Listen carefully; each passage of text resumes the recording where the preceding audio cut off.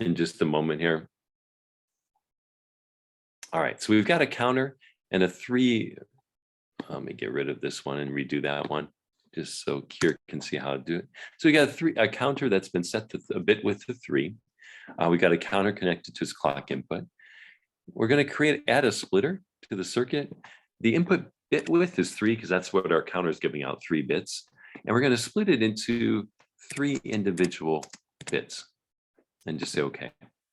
And that should appear over here. And I'm just going to put it over here real quick. Actually, I'm going to rotate it. Direction, I think is, nope. Direction is up. And let me put a label on it real quick. This is a splitter. And this is going 3, 2, 1, 1, 1. And I'm going to put that label on the right side. All right. Just drag that over, and the top output here is the value output. And if you would please then just connect that over to our splitter. And you're like, okay, yeah. And then if you would please, I'm going to get rid of this real quick. You can type in decoder, and it should immediately pull up something like this. The other thing we want is put is a decoder in here. And the bit width for the decoder also make 3 bits, because remember, we got a 3-bit output. And direction, this is where I always get confused. Should I go up or down? Nope, dang it. Direction down. It just makes it prettier to look at. Get it so we're getting both the splitter, so its outputs are up on top, and the decoder, so its outputs are on top.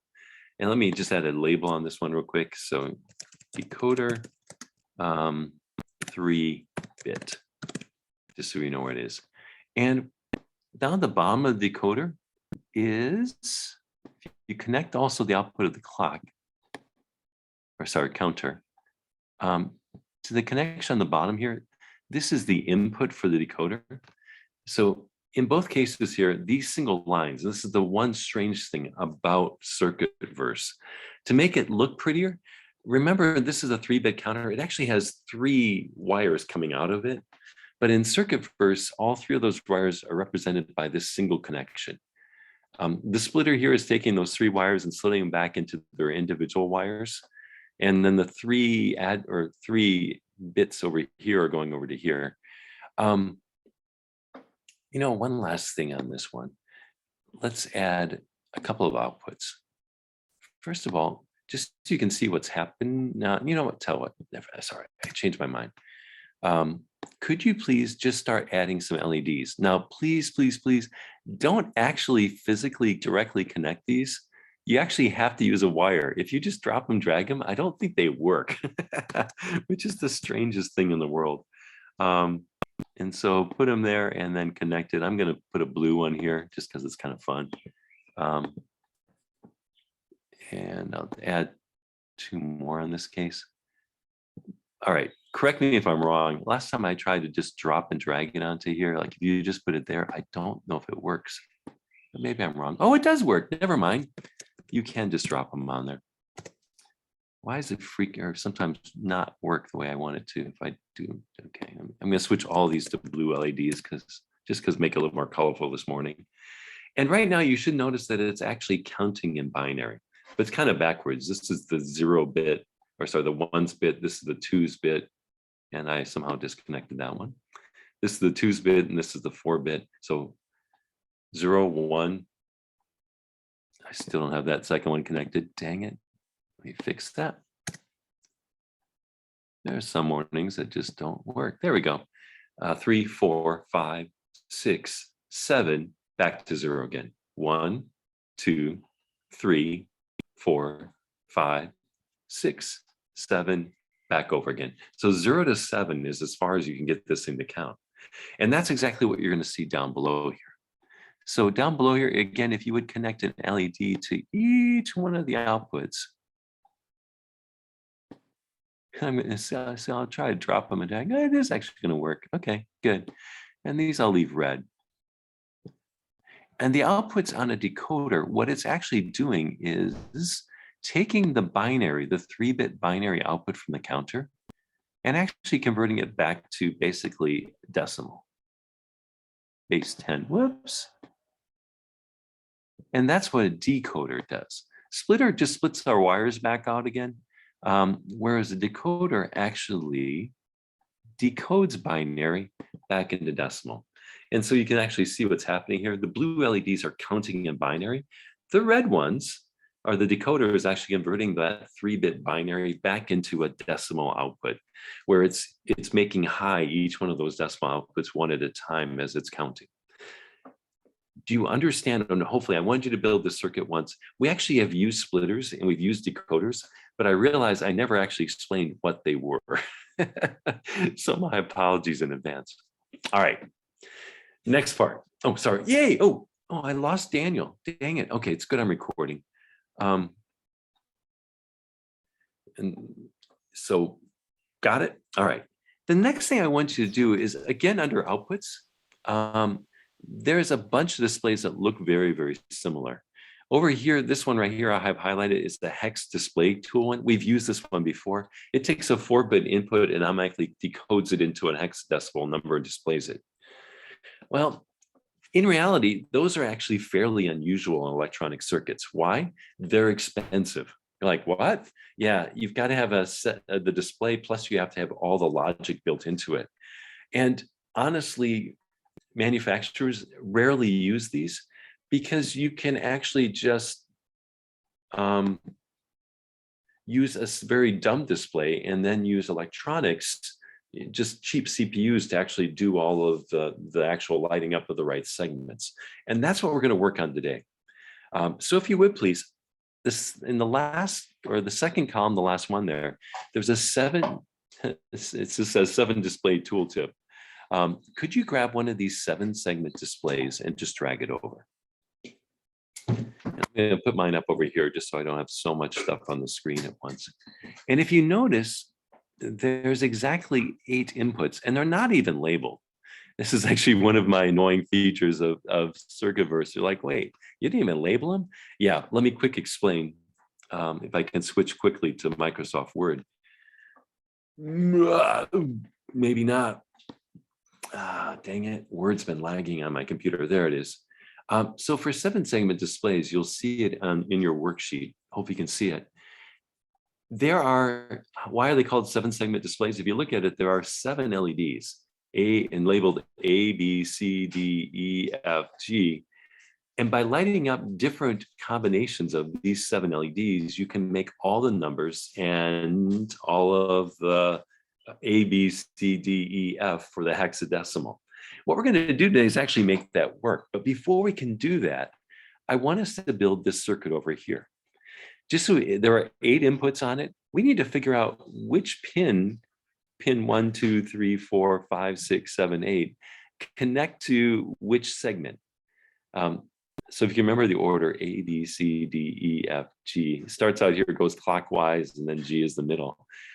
Go back to Circuitverse and add a bunch of just input buttons.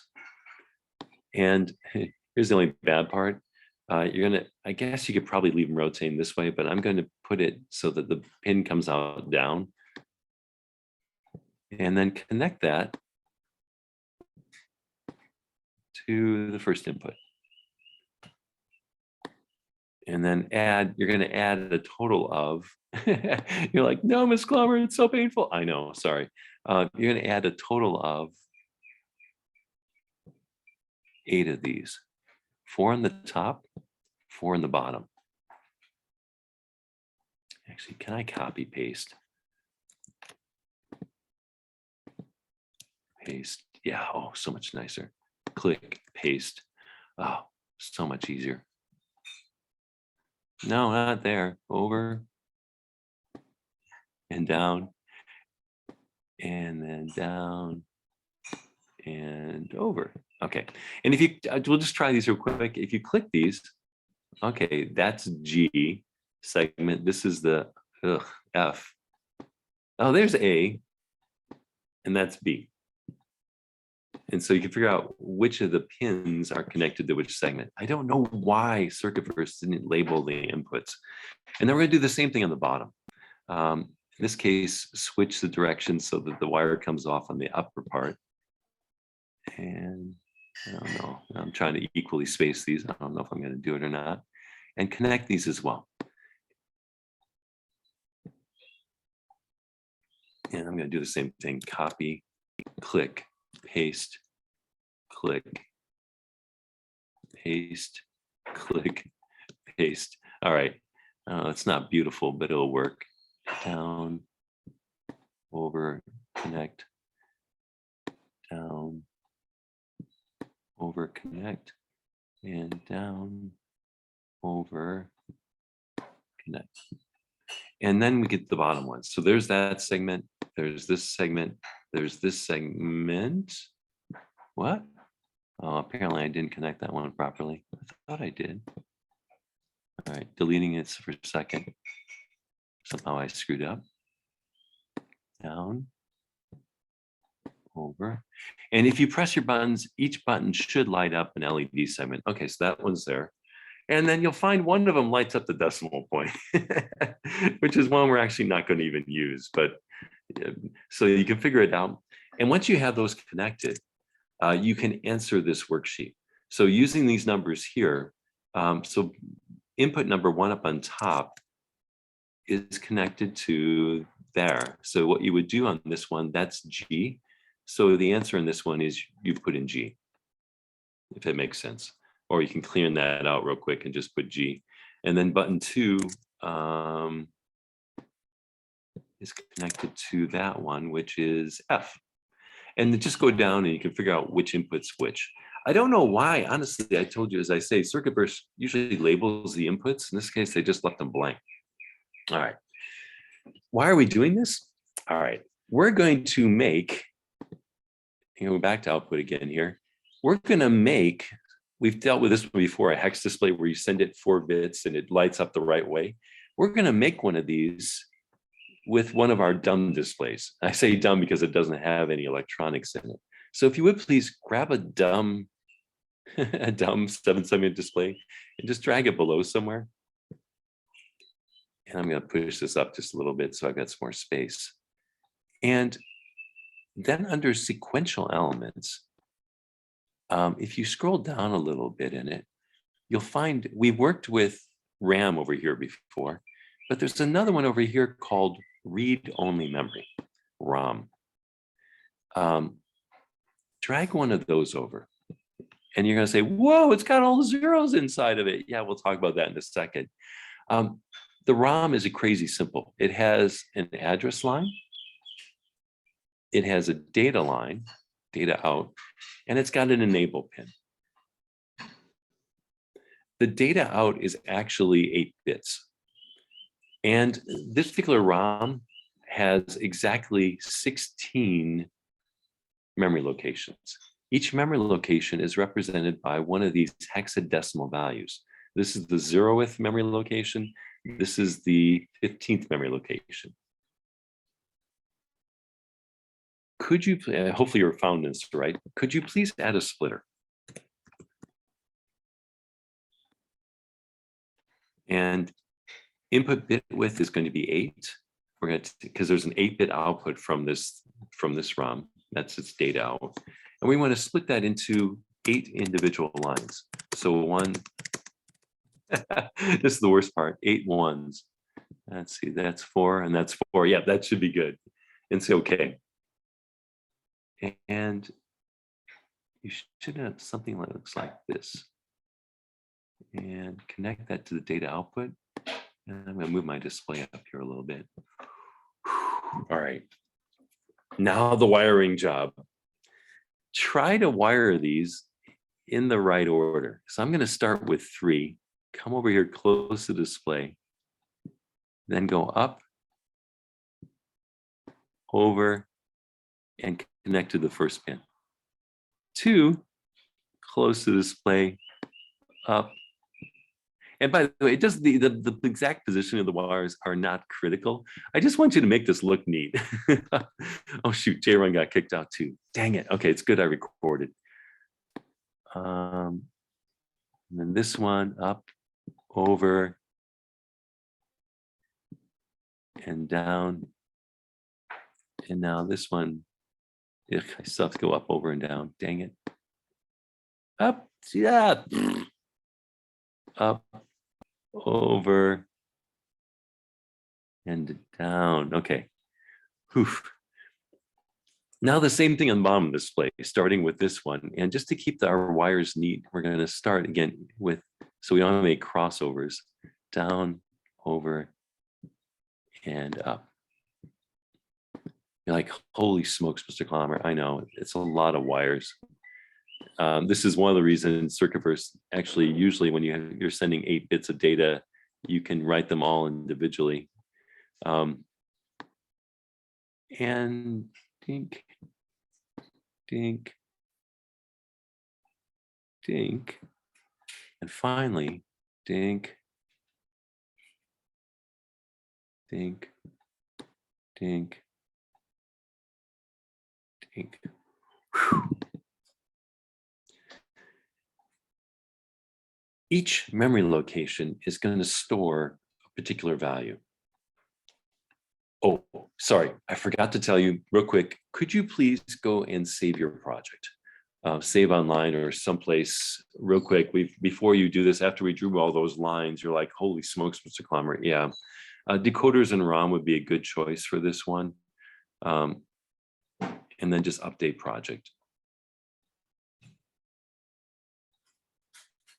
And you should see in just a moment, save successfully in all of our circuits here. And then you can go back to launch simulate. By the way, I love this thing. You can add a collaborator, which means you can actually work on something together. I'm debating about using that collaborate function for your test, where you get randomly assigned somebody else in class and you work together on it. That actually might be kind of fun. Although I'm terrified, I really should test it with 2 of you. I may ask 2 of you to try out that option first before we attempt to do that. Ooh, this is taking a while to load. But it'd be kind of fun to do a partner test, randomly assigned, where the 2 of you build the circuit together, if that's possible. All right. So we're back here. Hopefully you saved and hopefully you were able to reload. I know some of you are like, Clammer, my internet's so slow. I'll try to keep it slow. The enable pin means that the data output's only enabled when this pin is high. And so we're going to actually do something here. This pin right here is power or high. And what we're going to do is drag one of these down. And I don't know why. This is one of the more bizarre things on it. You can't change the direction of this thing. It's got to point upward. So we'll just have to connect it with pointing that way. It looks really bizarre. This enables the output of our ROM. It makes the enable pin high. It's connected to like positive 5 volts. And now we need an address. This thing has 16 address locations. And so how many bits of address lines do we need in this case? Well, to access 16 different possibilities, you need 4 bits.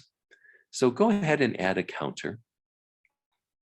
And we're going to set the counter to 4 bits. Let me add a little label to it quick. This is a 4-bit counter. Every time I write that, I always think about, I don't know if you've ever heard, there's an old saying in English, if you've got a really little horrible, like a really small town, we call it a 2-bit town. And that, as far as I know, in this case, the bit does not refer to digital bits, it refers to like 2 nickels. Every time I say a 4-bit counter, it's like, oh, it's like I'm ditzing it. Connect the value output of that to our address, which I hope I didn't miss. I don't know if I actually got it right. Hold on a second. I'm going to delete that line and do it again. I think I actually missed. Okay. Oh, yeah. Good. That time it actually connected. How do I know? It's actually highlighting. This is memory cell 0, 0, or 0, the first one in it, because my counter's at 0 right now.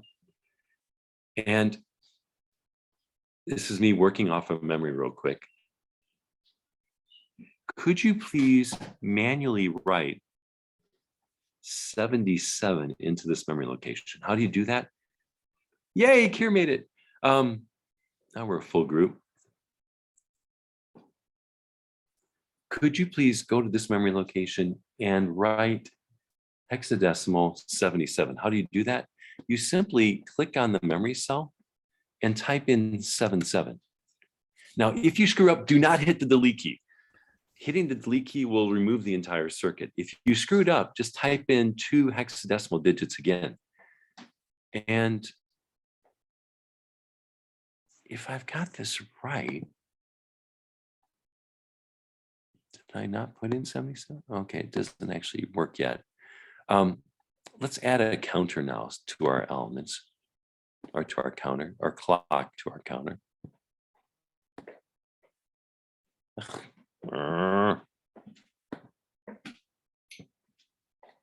And you'll see it actually counting through the memory locations right now, the green solid one. And when it gets back to our 77, something interesting should happen. If I got my number right, wait for it. Yes, good. It actually lighted up the segments to make 0. So in other words, when our 4 bits coming in are all zeros, the display lights up 0. And you're like, what? Yeah, watch. When it gets there, if you put in 77 in that spot, it should do that. One thing I'm going to do here real quick, I'm going to make our display blue just because it's more fun. And I'll pause for a moment here just to make sure you've got it, or get to this point. Could you all very quickly, I'm going to just check on the video. And I for those of you who just came in, I know, whoops, sorry, dang it. Hold on, let me move. Let me move the circuit back into view. Sorry, from some odd reason, when I did that, it scrolled the whole doggone thing on me.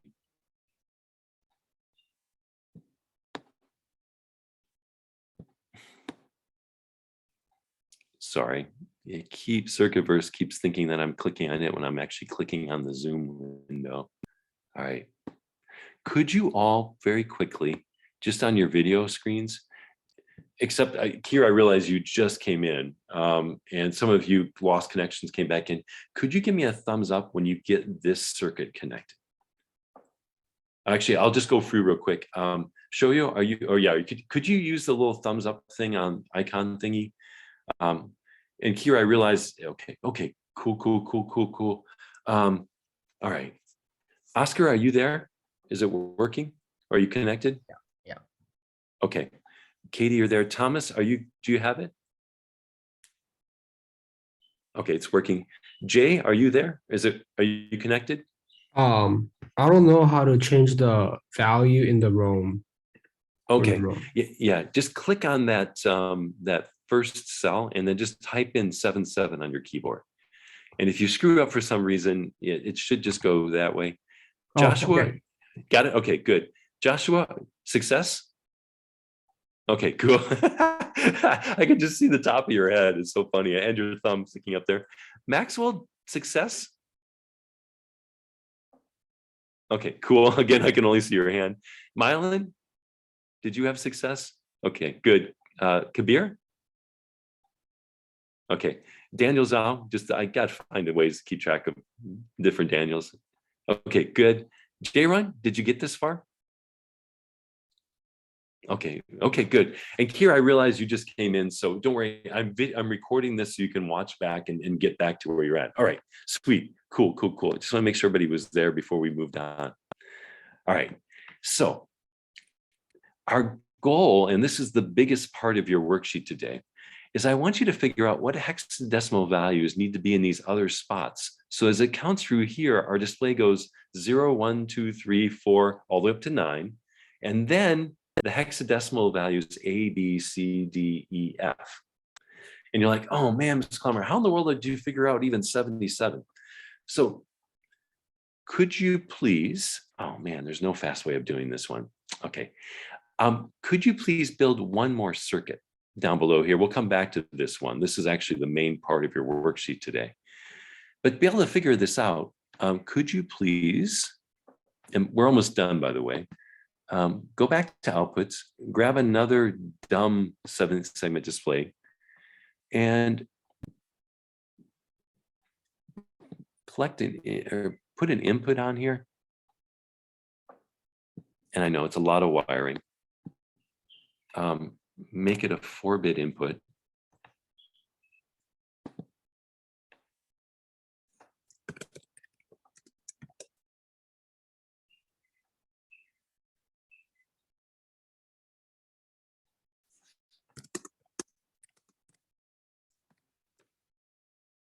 And I'm labeling this one lower. And I'll explain why in just a second. And the order is 8421. Those are the binary value places for each one of those.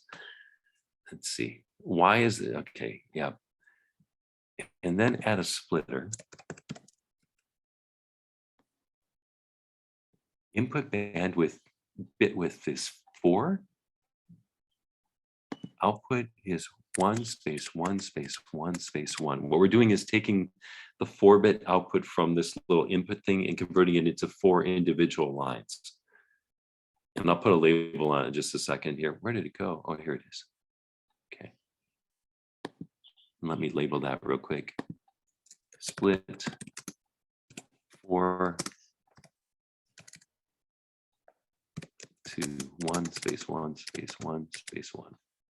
And let's put the label on the top there, just so it's a little bit easier to see. All right. And if you would please connect this over to this splitter, and then we're going to reconnect these back over again. Like, holy smokes, Mr. Clymer. Yeah, but hopefully it's a little bit easier. This one goes there. This one goes here. This one goes here. And then this one, yeah, is going to go here. And you're like, whoa, Ms. Clymer. Yeah, this is going to help us figure out what hexadecimal values we have to store. Now, we've got to do the same thing for the bottom.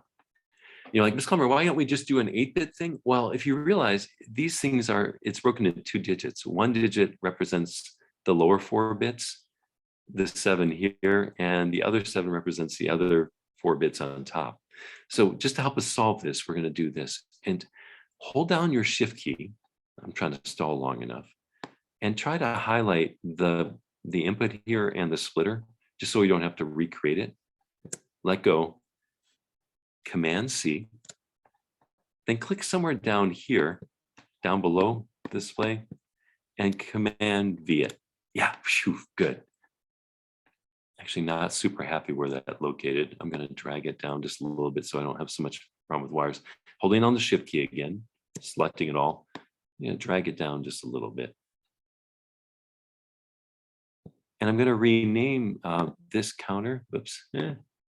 This counter, this is the upper hexadecimal value we're going to have to figure out. And you'll see what this means in just a second once we connect it. And then we need to connect the wires again. Top one here to here. Second one over to there. Next one over to here. And next one over to here. And now let me explain where I got the 7, 7. Oh, sorry. Okay. Everybody got this one? You're like, holy smokes, Mr. Clymer, I don't. Oh, wait, let me pause again. Could you all, again, one more time, and I know this is actually a really horrible circuit. Could you all give me, use the little thumbs up emoticon to let me know when you got it? Because I don't want to move on until we've got it. Daniel Hayworth, are you, okay, good. Leave it on your screen as much as possible. I just need to make sure everybody's there. This is really hard. They flicker on and off. All right. Thomas, Kabir, and Jayron, are you almost there?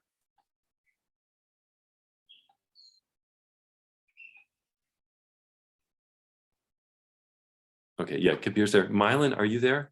Thomas, are you almost there? Okay, Jeremy's got it. Thomas, how about you?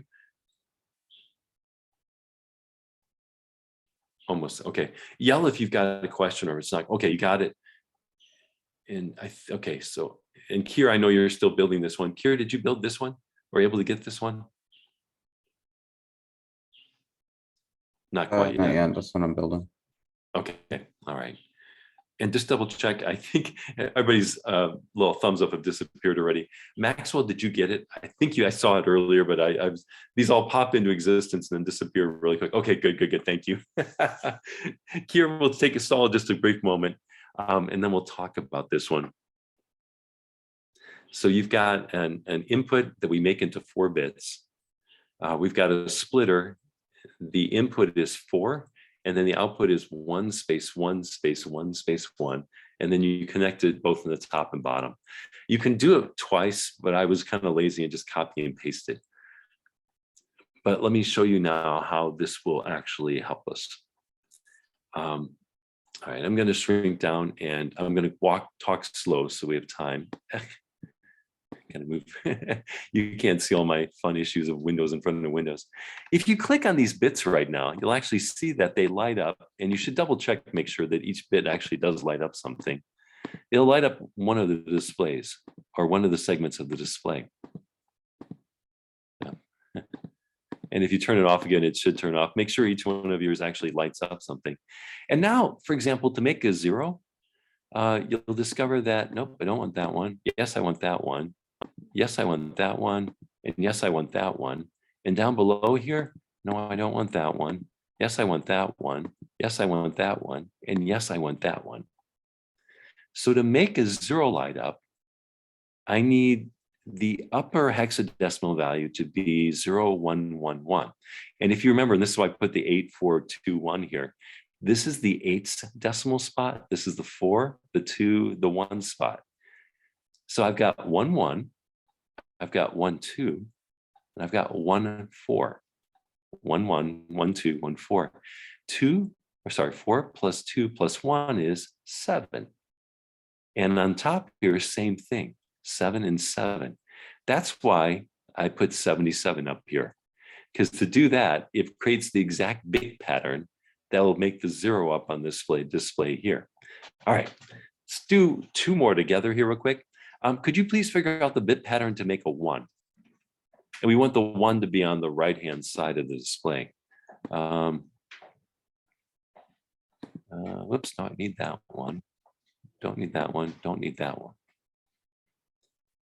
So if you look at this now, and hopefully if you got the circuit hooked up right, to make a 1, the upper one has to just be, what is that? That's in the 4 spot.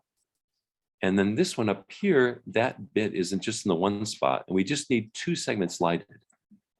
So what should I put in memory location 2? If I click on it here, I should put in 41. This is equivalent to decimal 4. This is equivalent, this binary is equivalent to decimal 1. And now as it goes through our ROM, it should actually light up.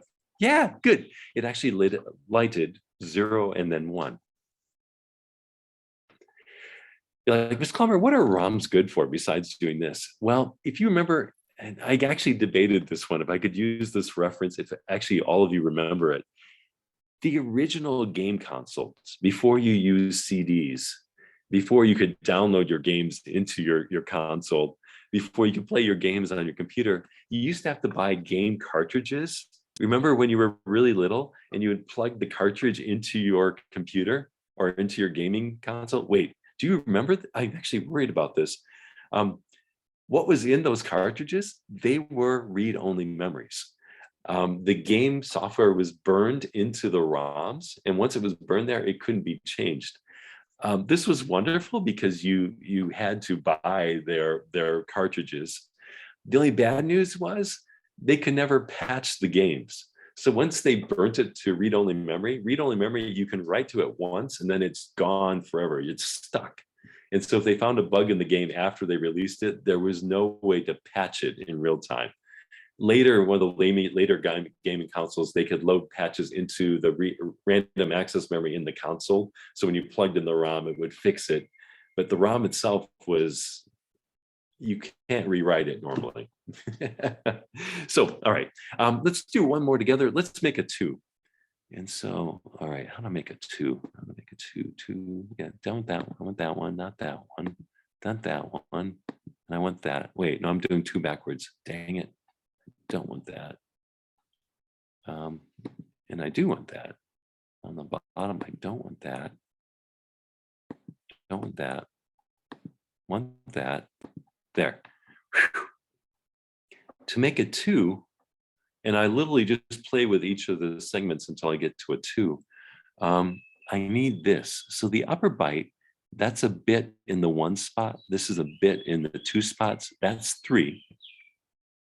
And then here, there's a bit in the 1 spot, a bit in the 2 spots, 3, plus a bit in the 8th spot.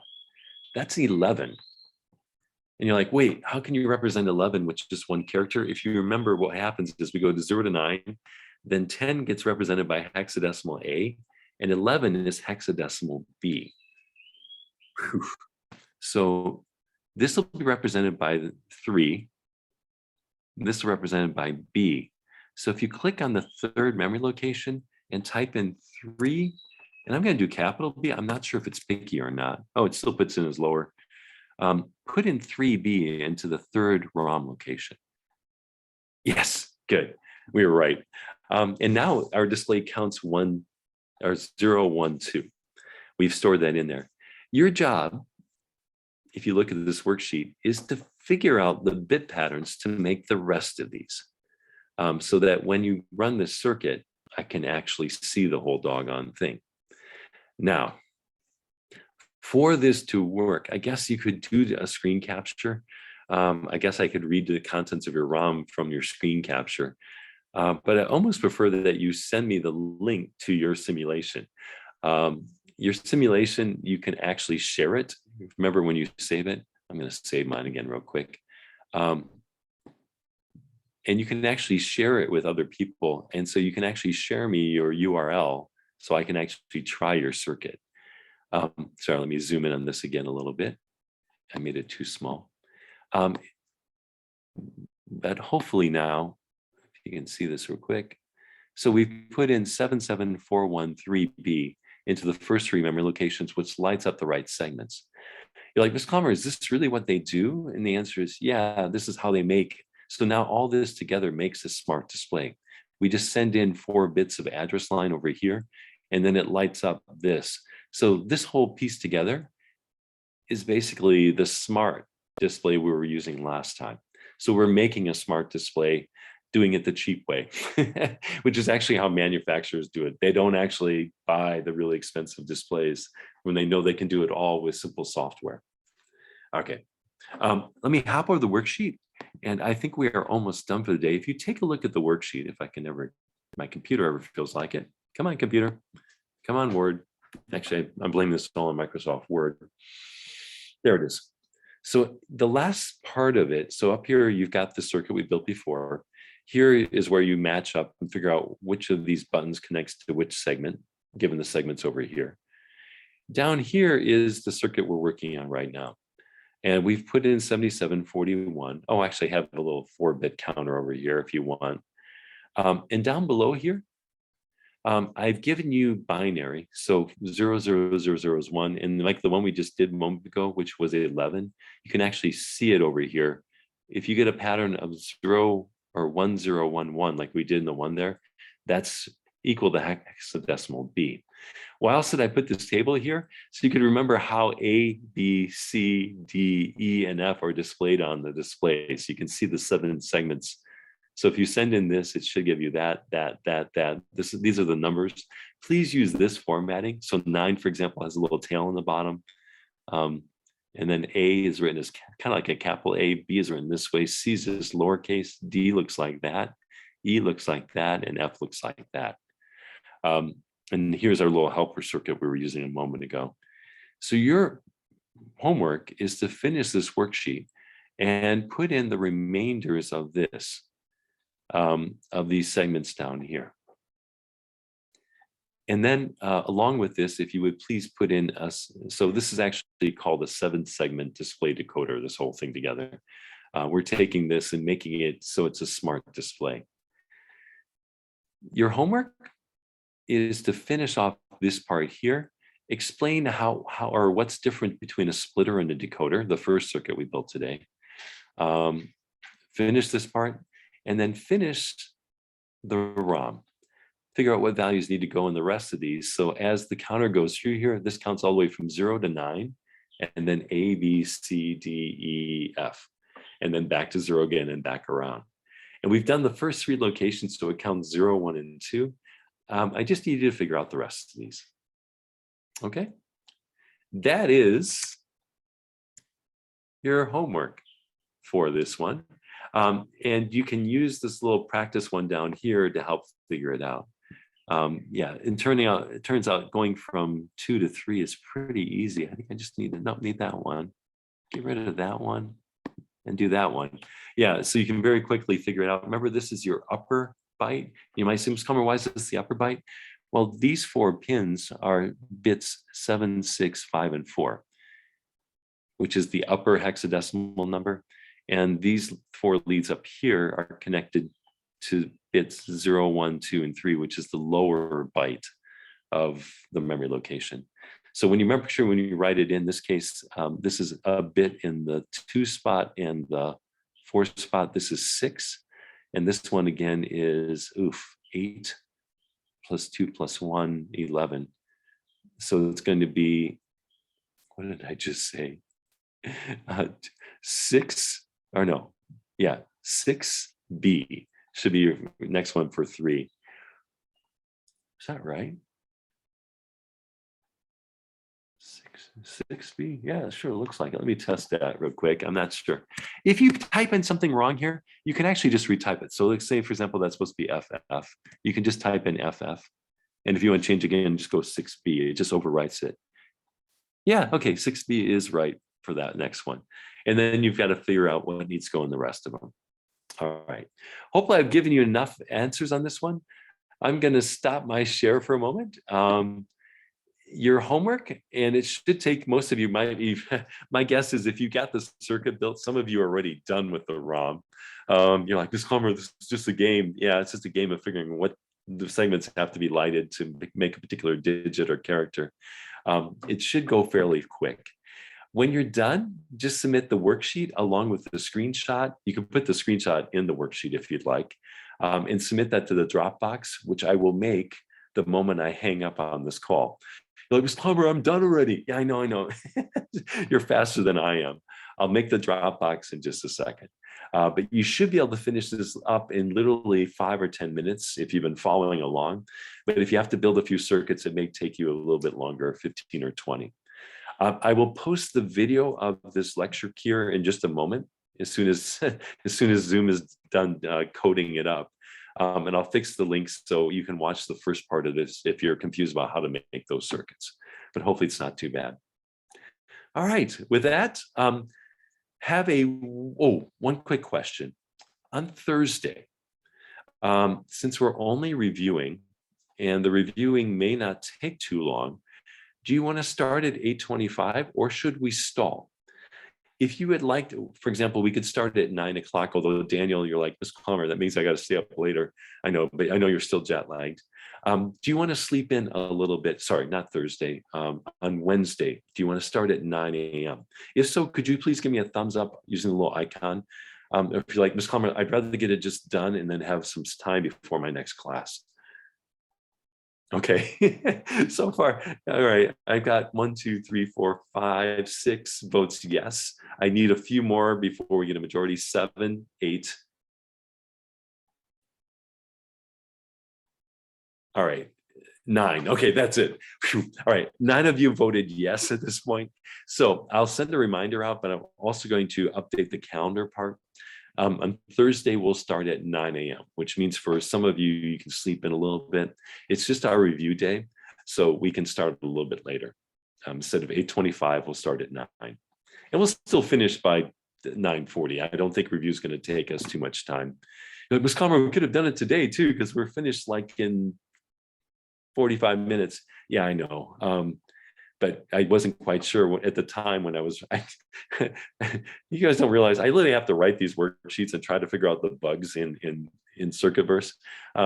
So I usually don't have this written ahead of time. So I have to sort of work on it in between our classes. So with that, oh, good. Oh, yeah. Yeah, for the test, will circuits like RAM be on there? Possibly. But I'll show you on the review day on Thursday, I'll give you some sample problems of what it's going to look like. It's not going to be hard. It's basically going to be like, all right, you know, either you build a logic gate or you analyze an existing logic gate after you build it in Circuitverse. It'll be fairly straightforward. With that, good luck. The worksheet should only take you about 10, 15 minutes to wrap up.